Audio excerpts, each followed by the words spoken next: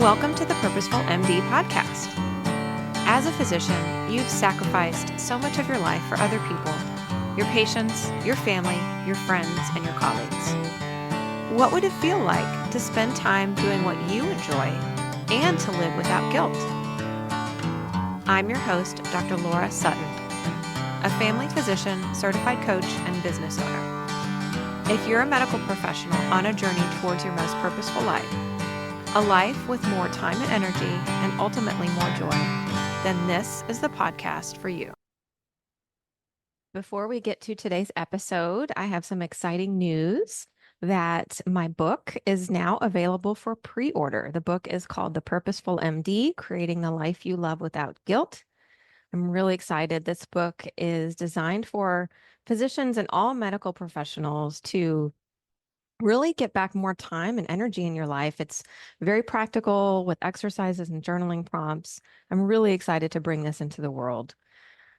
It's available for pre-order today. Go to thepurposefulmd.com/book to pre-order your book. It will be published October the 1st. So that's thepurposefulmd.com/book to pre-order. Welcome to the Purposeful MD podcast. I'm really excited to have our guest today, Dr. Heather Awad. Dr. Awad is a family doctor and certified coach who helps professional women at midlife and beyond lose weight for the last time without medication so they can live in the body they want. She hosts the Vibrant Menopause podcast where she discusses weight loss, women's health, and food. Dr. Awad, thanks so much for being on today. Thanks for having me. Yeah, it's so good to talk to you. So I know we've chatted a little bit and I've listened to your podcast and looked at your website. So I know a little bit about your story, but I think it's really inspiring. So tell us how you got interested in this topic. Tell us a little bit about your background and how you got to where you are today. Sure. Well, the reason I'm so passionate about this work is I was a family doctor for many years and was always kind of a food as medicine doctor. So if you came in and said, and we found out your cholesterol was high, I would say, well, let's talk about what you eat for lunch. So I was always, trying to help people have healthy eating. And then with not changing anything that I did at all of a sudden, my mid-40s, the number on the scale just started to go up and up. I actually, in fact, I didn't even weigh myself. I just noticed that my clothes were getting tight, and then I got a scale. And so I tried some of the things that worked before when I was younger, when I'd had a baby, and none of these things worked. And the number just kept going up and up. So I tried some diets, which generally made me feel terrible or hungry. And so I hated those. And they didn't really work. I did finally try an app-based diet, and I worked super hard for 6 months and lost a bunch of weight. And then when it was over, I rebounded even higher. So at 50, I was just devastated because my weight was definitely in an unhealthy range. And all of a sudden it just kind of hit me that, okay, this is perimenopause. This is menopause transition. There's gotta be, a secret to this. So I dove into the research and found out how our drop in estrogen and how that changes with the interaction of our food with our digestive hormones and insulin resistance that pops up a little higher. And then I also went and got some coaching because it turned out I was eating a lot of my feelings. When I was 30, it didn't have a big difference on my weight, but at 50, it definitely did. So I put those two things together for myself, lost 27 pounds, and felt really confident that, it wasn't going to come back. But then I decided, this would be a great thing to bring to people because there wasn't a lot of good information about menopause weight loss at the time. So that is my work now. I help people, eat well for their menopause body and lose weight at this time. Yeah. And I love that you said that about it's eating well and losing weight. And I'm curious your perspective too, because I imagine for maybe not everybody is interested in losing weight, but everybody would want to feel better and just Yes. feel more like themselves. And so I'm curious your thoughts on that too. If it's weight loss might happen, but it might not happen, but let's get you feeling better anyway. Right, right. There's a lot of inflammatory food in our general world of food. We all eat more refined sugar than is good for us. A lot of the things that we think are good, like whole wheat bread, ends up that it turns out that a lot of those flours are really inflammatory and highly processed. So even when we think we're eating healthy foods, sometimes we're ending with a lot of inflammation and a lot of insulin and blood sugar spikes. And we don't feel well. Like we think, oh, I'm getting achy and creaky because I'm 49. But actually, if move refined sugar, you know, if you eat it less often, like you have it once or twice a week for dessert, but you're not having it every day all the time, and you don't have as much ultra processed food, then all of a sudden, a number of my clients just say, my joints are actually totally fine. I don't have any pain anymore. I didn't know that it was what I was eating. And then also we're looking forward, right? You get to late 40s, early 50s, and you start to notice your parents' health, your aunts and uncles' health, and you think, what is in my future? And so maybe the processed meats on the charcuterie board, you look at those and they're fun and they taste good and they actually are just fine for weight loss, but they increase our risk of heart disease and cancer. And at 50, when you're looking forward, you know who has cancer in the family and you think, oh, well, maybe I don't want that because I'd like to optimize my health at this point going forward. So I definitely, have a lot of those kinds of discussions with clients. Yeah. I mean, we're in the age of now of cancer screenings, mammograms for women and colonoscopies and all of the different cancer screenings. And so we definitely have Mhm. this kind of new awareness of, yeah, these are the things that could happen. And like you said, watching our relatives who are getting older and who are sometimes struggling with some of these conditions and joint pain Yeah. and even for ourselves. I gave up gluten about 3 years ago, and I all I can think now is, well, how much better would I have felt all those years of my life if I had given up gluten 20 years before? It was Right. just one of those things where I just felt, like you said, achy and creaky, and I just felt old. And I thought, I wonder what's going on here. So I gave it up, and within probably a few days, I noticed a big difference. And every once in a while, I'll eat something that I don't intend to that has gluten in it. There's so much Mhm. hidden gluten. It's just Yeah. crazy. Luckily now restaurants are becoming more um just aware of it. And like, even so, I live in South Texas, so tortilla chips are Okay. everywhere. But a lot of restaurants will fry their chips in the same fryer as their baked, their breaded whatever. And so there's flour in Right. there. So it's just interesting how all these things are ubiquitous, and we have to just really be careful about what might be causing inflammation with us. Right. Right. And Yeah. sometimes things are worth it to you anyway. Like, I mostly don't eat sugar, but if we make pie, I want to have pie, or sometimes, I want a good cookie. So you can still have those things, but even just cutting to what actually on a health scale would be called a reasonable amount really makes a difference. Yeah. Yeah, for sure. So when you're starting to work with Mhm. somebody in your coaching practice, what are some of the things, and I've looked at your website and just really very thorough what it looks like what you do with your clients. What are some of the first things that you will work with your clients on? What, like, where do you start if somebody's coming Sure. to you and they're 50s and they're tired all the time and brain fog and weight gain and trouble sleeping? Where do you start with them?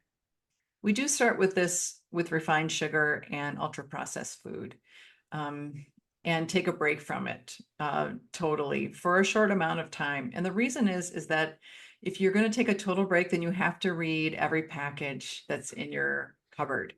I found out that I had sugar in my one of my taco seasonings. And like I said, if I want sugar, I want a piece of pie. I don't want sugar in my taco. I don't need it there. So looking at all that, I had a client who found sugar in her can of chickpeas, which I thought that's hadn't seen that, but she had that. So noticing all that kind of stuff. really helps. So we start there. And then we just start talking about what food do you like to eat, um, you know, and looking at meals and making sure that there's protein in your meals because that's super important at the menopause transition. Making sure you have vegetables or berries at all your meals is very important at the menopause transition. And then having some healthy fats. And I mostly bring that up because a lot of people in the midlife world, grew up in the 80s. And even though we can intellectually say, no, I know that fat is not bad and we made it a devil and it is not bad, actually. We still all know that a gram of it has more calories than a gram of something else. And I try to teach people that calories are not so much math in your menopause body anymore. So you need to have some fat in there for nourishment, for health, and a lot the protein and the fat help you stay satisfied. Yeah. So Yeah, it's so interesting. I don't know if there's a time capsule where we could look back at the food pyramid of the 80s, but I feel like I remember that the base of it was like bread and rice and cereals and, yes, all these things that just we know are can be very inflammatory because of all the processed wheat and grains and sugar and everything that goes into them. And so, yeah, I think retraining people in their midlife that a little bit of fat is okay as long as we're going to try to do more of the good fats, of course, than the right, saturated right. fats, but kind of retraining us with fewer carbs, more proteins, more fat, I think is just it's an interesting shift. And then like you said about calories too, as physicians, I mean, that's where we start with patients when we're working with them, right? Is Yeah, calories in, calories out, eat less, exercise more. yes, And yeah, I mean, I see the look on your face, the reaction of like, oh, it's heartbreaking that as a society and as a medical community, we haven't made that shift, not just for women going through perimenopause and menopause and people in the midlife transition, but just in general. I yeah, mean, with our pediatric population too, our older population. And so, and in your story, you mentioned you had to kind of go out and learn this on your own. And I hear that a lot from physicians. I have to go out and learn this on my own. And as a physician, you know where to look, you know what are the sources that are good and not so right. good. Are you seeing any changes in how nutrition and how weight and how just being at our best selves, how that's being taught in the medical community or even in the general public? Well, I think, the good sign is that people are just talking a lot more about the menopause transition right now. If you're midlife and you're on social media, you're going to get these things in your feed. And that is a wonderful, really wonderful change. They say that, only a third of OBGYN programs have teaching about the menopause transition and treating it and lifestyle changes and they only deal with women. So it's a little shocking to me that they're that low. And also the menopause society. I'm doing my certification this fall, so I'm doing my studying for the certification, and they've just had this certification blow up for them. There are just more and more people requesting to take the exam and and get more educated. So I think the good thing is that medical providers are really diving in and realizing that we've done a poor job with this and it's time to learn about it. Yeah, that's good. That's good to know. I mean, for all of us, for our patients and for the 20 and 30-year-olds who are going to be in menopause in a couple decades and Right. so that they'll have somebody that they can go to for sure. So, Yes. yeah. And I know you talk a lot about diet culture as well and really mm, your approach is to move away from that because that can be harmful and we talk about or we hear about and know experiences of disordered eating and that type of thing. And so Yeah, how does that fit into your approach when working with your clients? sure. Well, there's too many rules in diet culture. There's so many rules, and you're doing it right or you're doing it wrong. And when you're doing it wrong, you should beat yourself up. And so none of that fits in with with what I do. Um, we kind of throw out the rules, looking at, what foods we like and what foods are nourishing, and then choosing what we like out of that bunch. And then there's no, most people when they come in, they're like, I'm on the wagon or I'm off the wagon with what I'm with my eating, and there's no wagon. You start somewhere and you work it and experiment a little bit. What do you like? What makes you feel good? What fits with your lifestyle? Um, and then if it's not quite right, you just pivot a little bit, and go on a little bit different path and see how that goes. So there's a lot of ways to do this. And I work with people in one-on-one and with groups. But we very much customize it to what's going on for you personally. Because I've got people who still have little kids at home. I've got people who are retired or never had kids. And so it's really different on what you're doing. Or if you're in a job that they really don't want you to have time for a break in the middle of the day. It's everyone has a different situation, so we really try to tailor it so that it's simple and it works great, with whatever your day is like. Yeah. Yeah. One approach that I hear a lot about and I've read about is intuitive eating. I don't know if Mhm. is that something that you bring in? It sounds a lot like it, where it's like throw out the rules. And I love what you said. There's no wagon. I love that. I'm going to keep Yeah. remembering that. There's no wagon.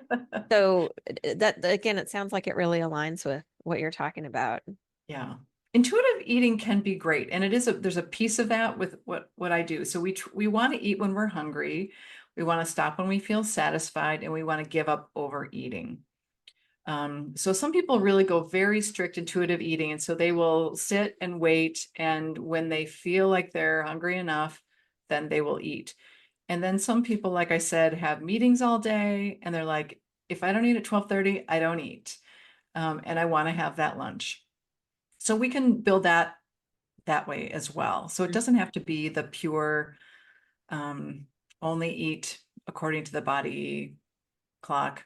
And some people also just want to eat at a certain time with their families. Mm-hmm. So you can definitely, you see how it is at dinner time and you're like, I'm not hungry at dinner time. Then we go back and look at lunch and say, well, how do we make this work for you? Mm-hmm. So we can do both, but everyone, it would be a great idea to notice when you're hungry, and notice when you feel satisfied with your food. A lot of us graze. It is our food culture to kind of eat all day long. And really, for the body at the menopause transition and beyond, it's better to eat meals and not have snacks.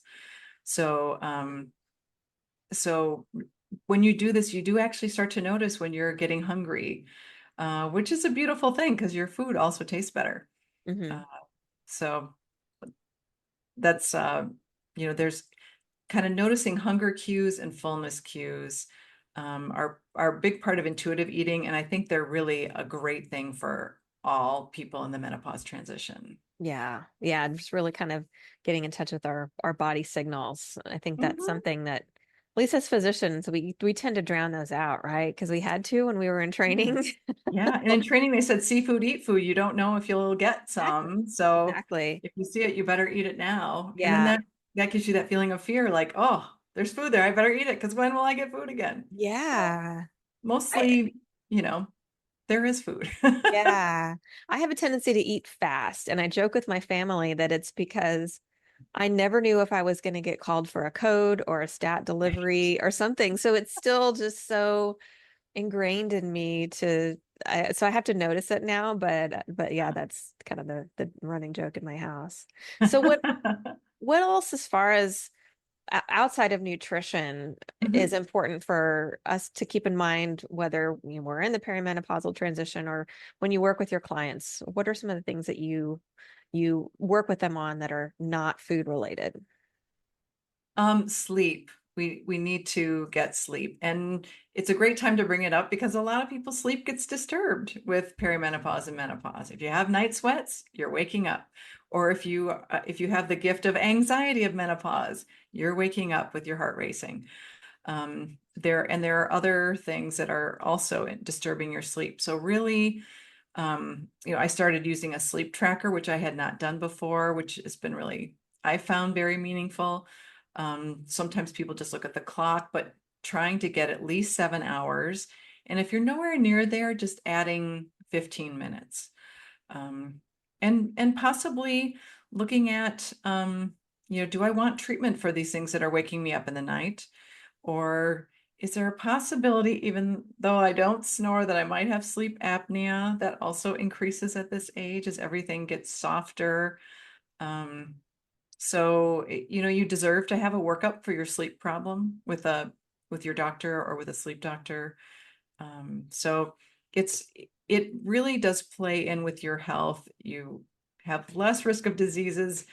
It makes weight loss way easier. So that's a big one. The other thing I would say is active stress reduction. Um, because all the things that we do are passive, don't necessarily bring our cortisol down. And women in perimenopause and menopause do have a problem with their cortisol flaring up. So you start thinking, if I go out and just stand on the ground, for a little bit, and I may notice that I feel better. Long hugs, a 30-second hug with your puppy or someone at your house or with yourself, um, will release oxytocin, relaxing. Walks, whether that's a slow walk or a brisk walk for you, just notice, what makes me feel better. Um, Looking at that active stress reduction also, it just really makes a big difference. I have a client now who's using the Calm app to do a 10-minute meditation in the morning. And she said, I'm 5 days in and it's like my life has changed. Mhm. She's like, I'm so much less irritable at work and I'm getting more done and I'm happier. She just was super enthusiastic. 5 days of doing a morning meditation before work. So this kind of active stress reduction can really make your life better as well. Yeah. Oh, that's so important. Yeah, meditation is, or anything like you mentioned, just you said standing on the grass, and that's just that contact with nature. It's can be Mhm. really, really healing, and that oxytocin. So yeah. So sleep, stress reduction. I know you talk about exercise too within your program. Where does that fit in?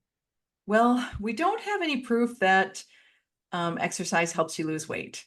And so that's kind of the worst part of the eat less, move more lie, right? Um, but it is very good for our health. There's a couple things though that you get from exercise that can help you with weight loss, even though we don't have any data on it. One of them is this active stress reduction. So if you feel better because you go out and play pickleball, that stress reduction is going to help you with your weight loss journey. Um, but also, all humans in their mid 30s start to lose muscle mass. And, but when your estrogen drops, when you're a person who's going through menopause, then you start to lose it faster. And our metabolism is actually based on making everything run and maintaining what you have. So if you're losing muscle mass, then your metabolism is going down because there isn't muscle to maintain. It's still running your brain and your heart, but it really helps you to keep muscle mass by eating enough protein and working your muscles with some sort of weights or bands. And those can help keep your metabolism going, which help with weight loss. Um, I don't tend to talk about exercise really early with my clients because we're really getting the food part down first. Hmm. And sleep, stress reduction, drinking enough water. Hmm. But those things are important to note for exercise. They really can help. Yeah. Yeah, it is interesting, like you said about exercise. It has so many health benefits. Despite what we were taught, though, weight loss is not one of them. And I think that's something that we carry over from the 80s and the days of the Jane Fonda and Richard Simmons Yes. aerobic videos and that type of thing to get in shape. And yeah, it is really interesting. I am a runner and a triathlete, so exercise is definitely a part of my Oh, life. Um, but yeah, it like I said, has tons of other health benefits, but weight loss may not be one of them. So So we don't want to go out and do a ton of cardio and then beat ourselves up because we didn't lose weight. We want to yeah, go do stuff that we like and do your triathlon and run yeah, and it's so good for our heart and lungs and will help us have a longer health span. So it's very important for our health in general. yeah, But yeah. It's interesting how just that link again that we've a lot of us have been taught that about exercise and weight loss is when I guess this was about 15 years ago, my daughter was pretty small. I wanted to lose the baby weight, and I did a program, I won't name it. Um, and it actually kind of gave me more food if I exercised. And so it was almost like exercise was a like a reward, or it mhm, was just really interesting the way that that triggered in my brain. And once I kind of severed that link, and I do exercise because it's a stress relief for me and I love it and it's fun. mhm. Now it's not like, okay, well, I went and ran a 5K so I can have this chocolate cake. It's like, Yeah. I really had to kind of break that link. And it sounds like that's something that you really help your clients with as well, which Yeah. I And I think, love that you brought that up because we hear people say that, right? I remember going to the gym. We had the Saturday morning workout, which I just loved. And almost invariably, someone at the end of the thing would say, "Oh, we had such a hard workout. I deserve the extra large bagel sandwich." And I just right. would think, really? I know. I know. I was You deserve running. so many things, and that's not it. Yeah. Yeah. Yeah. I was running the other day and a gentleman passed me and I was going up a hill and he said, "You deserve a beer and a cheeseburger." And I was like, "Oh, none of those sound good at all." Right, And I can't have right. them anyway because I don't eat gluten. So, Right, yeah. right, right. So, that's Yeah. And if you want to choose something, eat it and have it in moderation, but not yeah. because you work. Yeah. And enjoy it too. I mean, I think that, like you said, you want to have that cookie or you want to have that piece of pie. And so you probably are really mindful of it and enjoying it and really cherishing it when you do, rather than kind of beating yourself up about it or that guilt that comes along with it. And Yeah. the blue zones people are not science, but they're inspirational. Those areas of the world where a lot of people live to be over 100, Mhm. and they usually have dessert once or twice a week. So, it's a great inspiration. Yeah. Yeah. Definitely. Yeah. Well, Dr. Awad, thank you so much. Is there anything else that you'd like to share with us that we didn't touch on today? The one thing that I often tell people is have a savory breakfast. Give up the sweet breakfast. Give up the sweetener in your coffee or tea. Um, if you're trying to lose weight, that might be the only thing you need to do differently.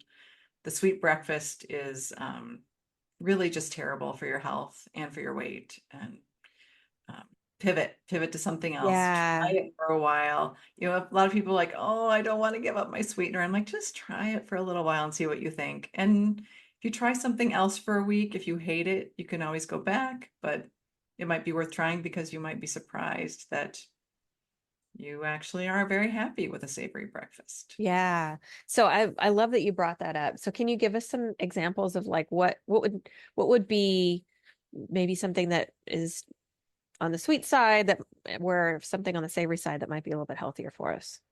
Sure. So anything that tastes sweet or has sugar in it is a sweet breakfast. I'm shocked about, muffins that you get at the store are basically cake. You're having cake for breakfast. So there's a lot of great savory breakfasts, though. You can make eggs with vegetables. You can do a plain Greek yogurt or a Swedish yogurt or cottage cheese if you do dairy, and have that with some berries and sprinkle cinnamon on top. Tastes great. Maybe a little bit of nuts if you like crunch. Um, the old-fashioned oats are a whole grain, which are really nice, which you can add fruit to. I love to tell this story that I thought my brother-in-law was weird because he would eat leftovers, like dinner leftovers for breakfast. And now, of course, I think he's brilliant. So he has a little fish and vegetables in the morning, heats it up from last night. Absolutely brilliant. There are no rules on this. Just you want to get some protein and you want to have some vegetables or berries or fruit. And that's going to start your day out really great. Yeah. I've been trying to kind of switch my daughter from like the sweet cereals to something a little bit with a little bit more protein in it to help stabilize her blood sugar throughout the day because she might not eat lunch for 6 hours. There might be a break and she might not get a chance to have anything in between. So yeah, it's a I long love time. that. Yeah. Well, thank you so much, Dr. Awad. We got all your links. I'm going to share those in the show notes. Got your website here, heatherawadmd.com. We'll link to your podcast, your LinkedIn, your Instagram, and your Facebook, and your YouTube channel as well. So what's the best way if somebody wants to work with you? What's the best way for them to get in touch with you? If you go to my website, there are ways to get in touch with me there. So if you just go to heatherawadmd.com, there are multiple buttons to connect. So Awesome. This has been wonderful. Thank you so much. Yeah, thank you for having me. It's been a great conversation. While I am a physician, the information presented in this podcast is for educational purposes only and should not be considered medical advice. It is not a substitute for professional medical advice, diagnosis, or treatment. Please consult with your own healthcare provider before making any significant changes to your lifestyle or routine. By listening to this podcast, you are not creating a physician-patient relationship. Thank you for listening to the Purposeful MD podcast. If you like what you hear, please rate and review the show. Please also visit my website, www.thepurposefulmd.com, for free downloads or to discuss working with me as your coach.